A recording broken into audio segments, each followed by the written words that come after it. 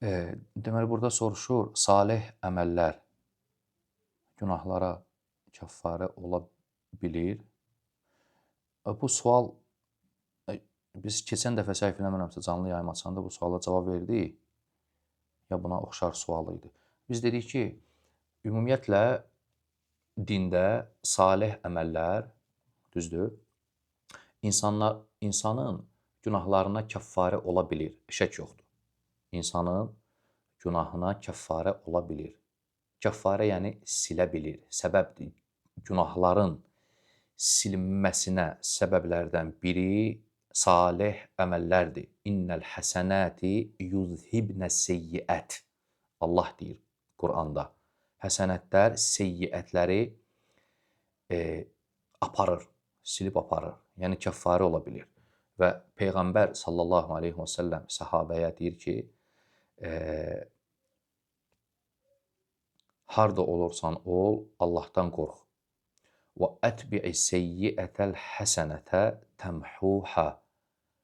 Günah etdikdən sonra yaxşılıq, yəni həsənət, salih əməl et ki, qoy onu silib aparsın.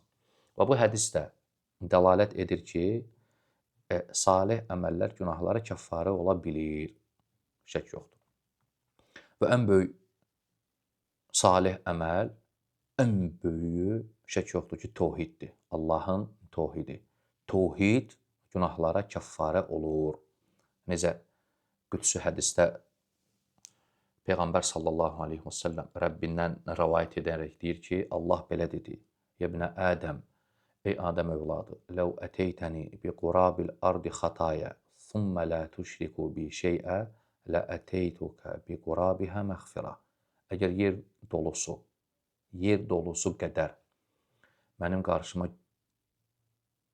günahla gələrsənsə, mənə heç bir şey şərik qoşmasan, yəni təvhidlə gələrsənsə, mən yer dolusu qədər məğfirətlə gələrəm. Deməli, təvhid günahlara kəffarədir. Ən böyük əməl, həsənət, ən böyük həsənət Allahın təvhididir. Həmçinin əməllərin içərisində ən böyüyü namazdır. Namaz qılmaq günahlara kəffarədir, şək yoxdur. Namaz qılmaq günahlara kəffarədir. Necə ki, Peyğəmbər sallallahu aleyhi və səlləm hədisdə xəbər verib, sizdən birinizin qapısında, məşhur hədisdir, çay axsa və sizdən biriniz orada gün ərzində 5 dəfə yuyunsa, onda çirk qalarmı? Deyirlər, yox ya Rasulallah. Deyir ki, namaz da insanın günahlarına kəffarədir. Yəni, insanın günahlarını silib aparır. Nəinki namaz, dəstəmazdır, zikirlərdir, namazla bağlı olan şeylər. Bunlar hamısı günahlara kəffarədir. İndi burada qalır nə məsələ? Hansı günahlara kəffarədir? Bu artıq alimlər arasında bir növ ixtilaflı olan məsələdir. Salih əməllər hansı günahlara kəffarə ola bilir və böyük günahlara kəffarə ola bilirmi? Gücü çatırmı? Böyük günahları da silsin. Cümhur alimlər, əksəriyyət alimlər deyiblər ki, salih əməllər kiçik günahlara kəffarədir. Salih əməllər kiçik günahlara kəffarədir. Bəzi alimlər deyiblər ki, salih əməllər böyük günahlara kəffarə ola bilir. Bir neçə salih əməl deyiblər. Məsələn, İmam Əhməddən varid olub ki, birrul valideyn, valideynə yaxşılıq etmək salih əməllərə böyük günahlara kəffarə ola bilir.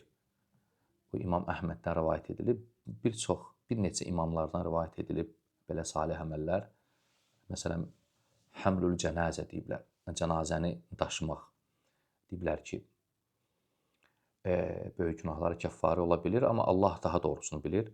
Əsl budur ki, kəffarə ola bilmir böyük günahlara, kiçik günahlara kəffarədir. Lakin səhih olan budur ki, salih əməllər böyük günahlara kəffarə ola bilir. Əgər müəyyən şərtlər, müəyyən şeylər var. Əgər o olarsa, bir neçə şərt deyiblər, 2 yaxud 3, onda böyük günahlara kəffarə ola bilər. Allah daha doğrusunu bilir.